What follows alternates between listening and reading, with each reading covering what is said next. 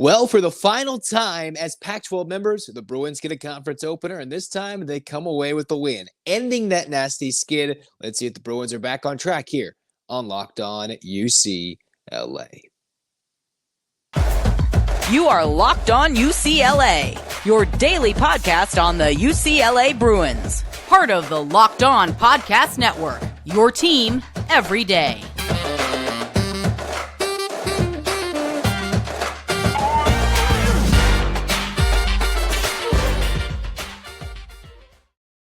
Welcome, everybody, to this edition of the Locked On UCLA podcast. I'm your host, Zach Anderson-Yoxsimer. Thanks for making the show your first listen each and every day. It's free wherever you get your podcast, and it's available on YouTube. Like, comment, subscribe, review. Thanks for your support. This episode is brought to you by Game Time. And hey, the Bruins come away with a Pac-12 opening dub, 69-62 over Oregon State.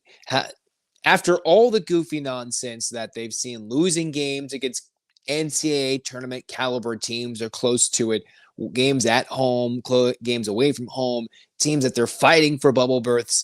The Bruins finally come away with the win over a major conference opponent. 6-6, the Bruins are 1-0 in Pac-12 play, and they beat an 8-3 then Oregon State Beaver squad who hadn't really played anybody, and the Bruins got the job done on the road. That's important this year for this UCLA team, to get the job done on the road, away from Pauley Pavilion, where, yes, I know that longest active home winning streak is well long and gone after back-to-back losses in a week to CSUN and to Maryland prior to the Christmas holiday. The Bruins get the job done after trailing by at least 9 in the first half, trailing by 4 at halftime, and then all of a sudden they start to rebound the basketball, large in part because Adem Bona found a way to stay on the floor without fouling out. Now, I know he was a bit banged up and he was grimacing going up and down the floor when he was not the most comfortable on the floor, but when he was running out, when he was simply on the floor, even if he wasn't feeling the best, whatever it is, I don't have that at my leisure at the moment. They had Adem Bona with 13 points, 8 rebounds, 3 steals, 3 blocks. Now, he did have 5 turnovers, but the amount of heart and hustle he brings defensively, and when he can score down low, make it easy, he can make things miserable for the opponents. And when they have to focus on this super athletic Adem Bona, that frees points up and shots for Bereke, who got a couple of open shots. A big 3, had an and 1 with the free throw erased from a lane violation. It just frees up more opportunities for the Bruins, whether it be on the perimeter, on the other side of the paint. Bona being on the floor is extremely important. And while he might not be the 20-point, 10, 12 rebound guy that we would love for him to turn out to be, him being on the floor is still very important for UCLA's success. And with him still coming into this game significantly struggling with the idea that he can't stay out of foul trouble like he did the majority of his freshman year, what did he do when he was on the floor his freshman year? He was Pac-12 Freshman of the Year. And what was one of the key reasons the Bruins didn't make it to the Elite Eight last year? It's because Adem Bona was hurt and could not play in the Sweet 16 against Drew Timme and the Gonzaga Bulldogs in a Sweet 16 game where Timme put up like 40 and the Bruins were still one shot away from making it to the Elite Eight and playing UConn. That's how important Adem Bona is to this team and being on the floor. Even if he's not putting in 10 points or getting 10 rebounds, I do think he should be able to rebound the ball a bit better, but he has been working relentlessly defensively, up and down the floor. And sometimes, even if he's not getting those rebounding numbers, he's helping set up a teammate for success. So great job by Bona. Not the most efficient night, but he helps get the job done. Dylan Andrews continuing to take the mantle from Tyler Campbell in his first true full season of running the point guard, and he's doing good things with it. 13 points, 4 assists, 1 turnover. And if he was not able to do such things without turning over the basketball, then Mick Cronin wouldn't play him. He would simply have yanked him. And I know with Vide banged up, with different guys not fitting the point guard mold, this is a Dylan Andrews run squad, and I don't know where this team would be without Dylan Andrews. When the team needs to hit their stride and start winning big games like going at Arizona, or more importantly, and coming up next is at Oregon, they're going to need Andrews to step up big time. He was only 4 of 14 in this game, but I do love the fact that taking care of the basketball, staying on the floor are big reasons he's going to see lots of minutes this year, as he's seen already. And if he can play more efficiently, more consistently, which he has for a large part this season, he will be a big reason the Bruins could turn around this season at the midway point, right? There's the non-conference and the conference portion of the schedule. They haven't exactly played half their games yet, but this is the unofficial midway point of the season. When you flip the calendar, you play your conference teams, and this is a chance for UCLA to turn things around and maybe, dare I say maybe, go on a run, compete for a Pac-12 championship in the regular season. I know that's a way down the ways, and I got to actually get some wins, but maybe play their way back onto the at-large side of things in March Madness. Nobody has them on their radar, and maybe that's where Mick Cronin likes it. Speaking of on nobody's radar, Brandon Williams, my goodness, 5 of 6 from the freshman who just barely turned 18, 11 points coming off the bench. I all thought it was going to be Alon Feeble, who was earning big time. If you remember back in the Maui Invitational in Honolulu, he was making big time athletic plays defensively, made a lot of plays against Gonzaga to keep the Bruins in it. Hasn't seen that really turn into something since the Bruins came back home to the mainland. It's actually been Brandon Williams probably since that, Ohio State, CSUN kind of types of games and Maryland. But now we see Brandon Williams coming in limited minutes contributing, and that's exactly what Cronin likes. And if Williams is making shots, the Bruins can be okay, whether it's they're struggling early and Williams hits a couple of big buckets late in the first half to keep them within striking distance, and then you see Bona go to work. Berke gets his couple of buckets. Dylan Andrews goes to work. Then, as speaking of another guy not on anybody's radar other than Mick Cronin's, you've got Will McClendon splashing threes, a little fake flyby step around three, as he had in that game, 10 points. He had 5 separate Bruins in this game in double figures, and one of them was not Sebastian Mack. So this team really spread out the scoring, hit 47% of their threes, and with McClendon hitting threes off the bench, playing for Mack, who was 2 of 9, foul trouble, just was not his best game overall in this first career conference game as a Bruin. UCLA's finding a lineup. Cronin going back to that lineup that we saw when they played the beginning of the Maui Invitational with Berke, Bona, Andrews, Mack, and Stefanovic.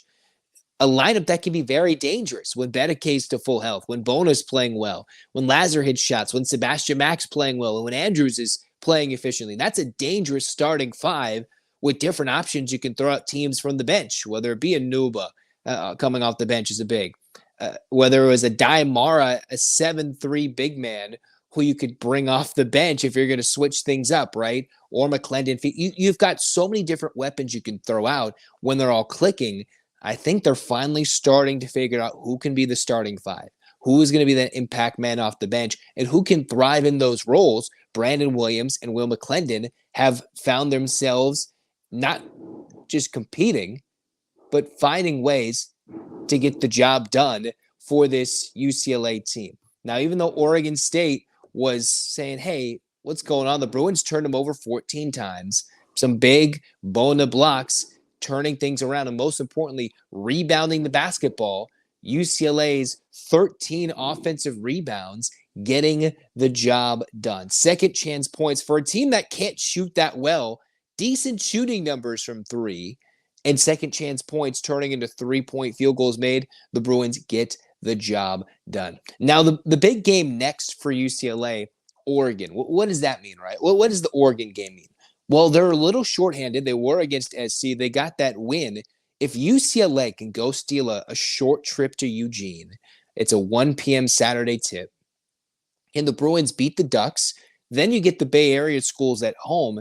All of a sudden, yes, I run with a high sense of optimism sometimes so far that's way down the tracks. You could see the Bruins all of a sudden turning this into a winning streak if they can steal that Oregon game on the road.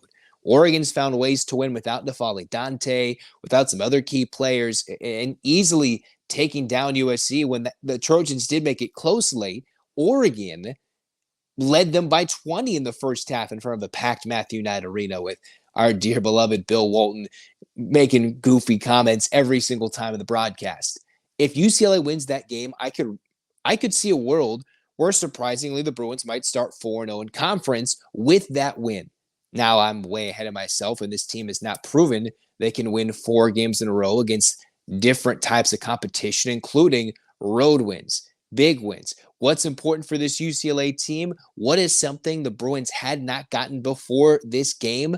They had not gotten a win away from home in a true road-like setting. Yes, they beat Chaminade on the Islands, but they hadn't beaten a D1 team away from home, and this is their first true road win of the season. So am I asking them to get another one and then win 2 more games before 2 big games at home and on the road against Utah and Washington in the weird mix-up Pac-12 week?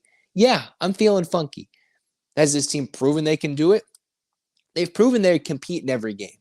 Now, the problem is, can they consistently turn it into W's? You're going to see in future Locked On UCLA episodes, I'm going to start pointing out the similarities between this team and the 1920 team, where Mick Cronin had this similar type roster, building with youngsters, building with players, learning their roles. And that's where this team is.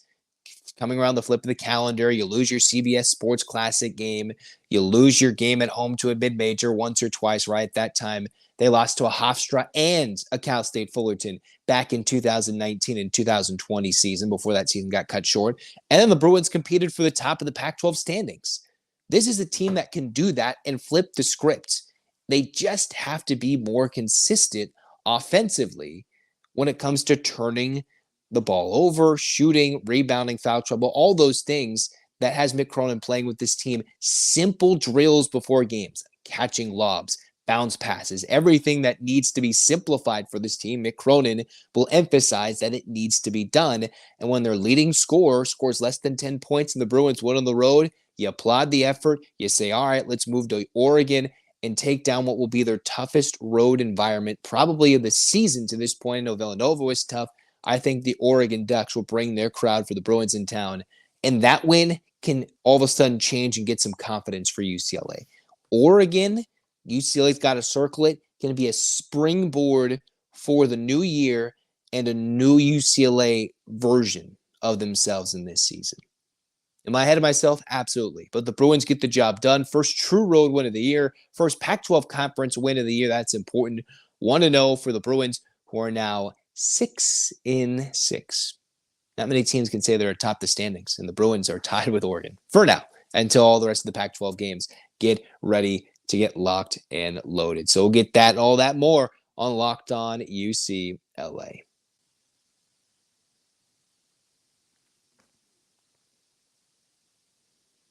Well, you shouldn't have to worry about buying tickets to your next big event. Hey, maybe you forgot to get a gift for the holidays. You're like, oh, goodness. Maybe you've got one of those birthdays that are in between the holidays and the new year where it's like, what do I get for this person? Do I go get I don't know what to get. Well, with Game Time, you can go get flash deals, last-minute tickets, so many things going on in SoCal, heck, even college basketball. There's so many fun things you can do. Game Time's got killer last-minute deals, and they've got deals running through the end of the new year. Flash deals, zone deals. Maybe you want to go check out the Rose Bowl game. Maybe you want to go check out this UCLA men's basketball team in person. Maybe we should all check out UCLA women's basketball because they're number 2 in the country, about to take on USC. All those things with Game Time. You can save money with flash deals to tickets right up to the start of the event. All you got to do is take the guesswork out of buying tickets with Game Time. Download the app, create an account, use the code LOCKEDONCollege for $20 off your order. Again, terms apply. Download the app, create an account. Redeemable code is LOCKEDONCollege, LOCKEDONCOLLEGE for $20 off. Download Game Time today. Last minute tickets, lowest price guaranteed. Well, the weather might be getting colder, but the NFL offers stay hot on FanDuel. Right now, new customers get $150 in bonus bets when winning any $5 moneyline bet.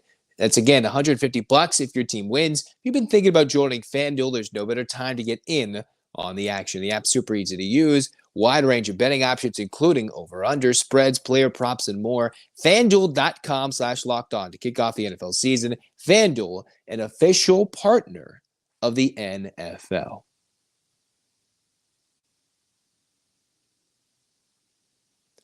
Well, that's going to wrap it up here today for Locked On UCLA. The Bruins win 69-62 at Oregon State. We'll get more talking about UCLA football, basketball, recruiting. Hey, the big game in the weekend, the big game. UCLA women's hoops taking on USC in front of a sellout crowd at Pauley. One of 2 matchups between those 2 teams in the next few weeks. We'll talk all about that and more on the upcoming Locked On UCLA episodes, because Pac-12 play for the final time is upon us in the basketball season. Hands up, Bruins fans. 8 clap time, baby. And 1, 2, 3, 4, 5, 6, 7, 8. UCLA. UCLA fight, fight, fights. This has been Locked On UCLA. Go Bruins.